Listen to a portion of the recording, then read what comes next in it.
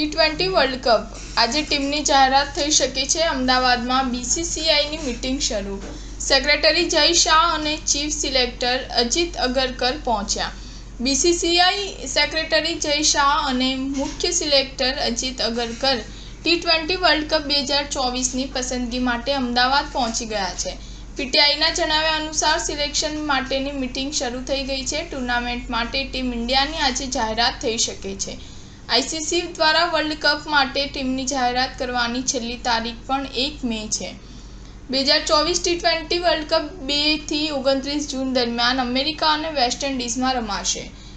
Team India પોતાના અભિયાનની શરૂઆત 5 જૂને આયર્લેન્ડ સામેની મેચથી કરશે। ટીમ ઇન્ડિયા પોતાની પ્રથમ મેચ 5 જૂને આયર્લેન્ડ સામે રમશે। ટીમની બીજી મેચ 9 જૂને પાકિસ્તાન સામે, ત્રીજી મેચ 12 જૂને અમેરિકા સામે અને ચોથી મેચ 15 જૂને કેનેડા સામે રમશે। આ વખતે ટી20 વર્લ્ડ કપ 2 થી 29 જૂન સુધી વેસ્ટ ઇન્ડિઝ અને અમેરિકામાં રમાશે। ટુર્નામેન્ટની શરૂઆતની મેચ કેનેડા અને હોમ ટીમ અમેરિકા વચ્ચે ડલસામાં રમાશે।